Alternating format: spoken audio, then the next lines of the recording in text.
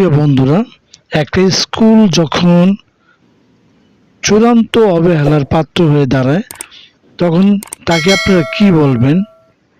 তা দেখতে থাকুন আমাদের প্রতিবেদনটি, তখনই বুঝতে পারবেন। Shakin Ahmed Bappi, M News BD, 24 নং ওয়ার্ড।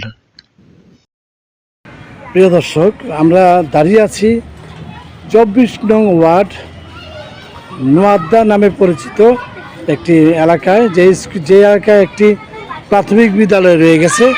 আপনারা দেখতে পাচ্ছেন যে এখানে গত রাতে বৃষ্টি হয়েছে, অর্থাৎ বৃষ্টি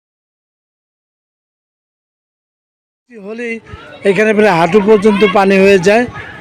কিভাবে ক্লাস হয়, কিভাবে বাচ্চারা এখানে মুভ করে জানি না, তবে আমার মনে হচ্ছে এইটা বাংলাদেশের সবচেয়ে অবহেলিত স্কুল। আমার এই সাংবাদিকতার জীবনে আমি এই পর্যন্ত আমার চোখে পড়ে নাই। হ্যাঁ, বর্ষার সময় পানি হয়েছে, গ্রামের স্কুলগুলোতে গলা পর্যন্ত পানি হয়, সেটা অন্য বিষয়। সামান্য বৃষ্টিপাতে যে এতটুকু পানি হয়ে যাব এটা কল্পনা করা যাচ্ছে না। এই হচ্ছে স্কুল ভবনটা। স্কুল ভবনের ভিতরে পানি আছে, পানি ওই পাশ দিয়ে পানি ঢোকে ক্লাসরুমে, বাচ্চারা ক্লাস করতে পারে না।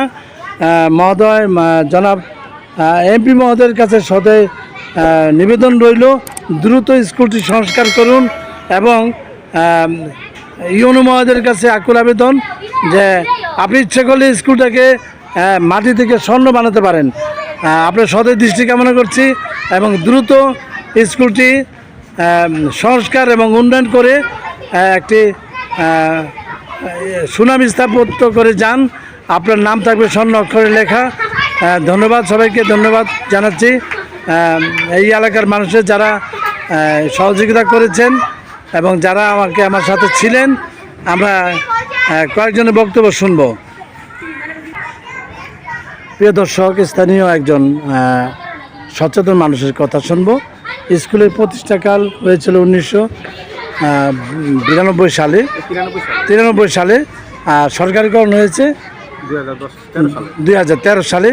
সেই অবধি স্কুলে তেমন উন্নয়ন হয় নাই। আমরা কথা শুনব কালুন সাহেবের কাছে। কালুন সাহেব, আমাদের কিছু বলবেন স্কুল নিয়ে? হ্যাঁ, আসসালামু আলাইকুম। এমপি সাহেব নির্বাচনের আগে ওনারা জেম্বো রিকোয়েস্ট করিয়া 24 নং ওয়ার্ডের কাউন্সিলরদের সাথে নিয়ে আর অন্য নেতাকে সাথে নিয়ে হেরান নোয়াদ্দা আনছি একটা মিটিং করার জন্য।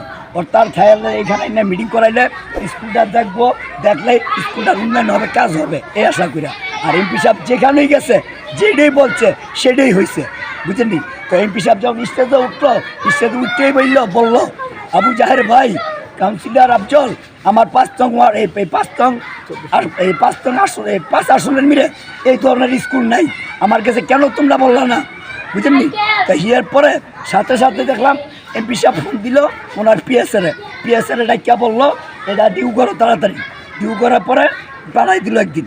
এটাও আমি অভিজ্ঞ ছিলাম, আমার অভিজ্ঞ দিছে না অফিসের থেকে আচ্ছা গেল এটা। তারপরে এটা একদিন টিউন সাহেবের ফোন দিছে এমপি সাহেব ফোন দিয়া তারপরে বললো আপনি এটি দেখেন থেকে এটি কাজ করান।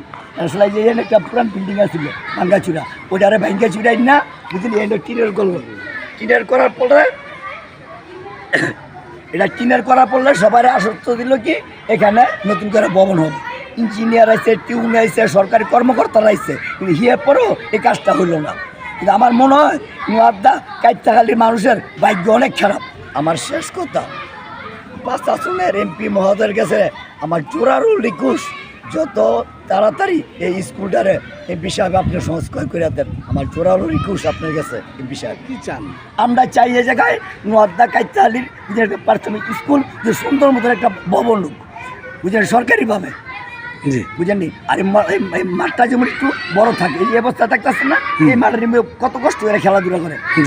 অফিসে গিয়ে দেখেন ওই সাইড বন্ধ, ক্লাস বন্ধ, জি, ওই সাইডে গিয়ে দেখেন একটু আপনি। যাচ্ছি আমরা। দর্শক মণ্ডলী, আপনি দেখছেন স্কুলের দক্ষিণ প্রান্ত। এই যে পানি প্রায় ফ্লোর ছুঁই, একটু আরেকটু বৃষ্টি হলেই পানি ভিতরে ঢুকে যাবে।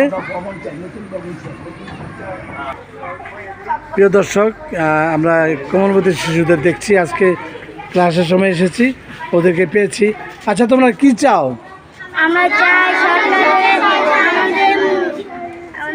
স্কুলটা সংস্কার হোক, নাকি মাঠটা বড় হোক? যেন তোমরা খেলাধুলা করতে পারো। কি চাও? সংস্কার হোক। জি, তোমাদেরকে অনেক ধন্যবাদ।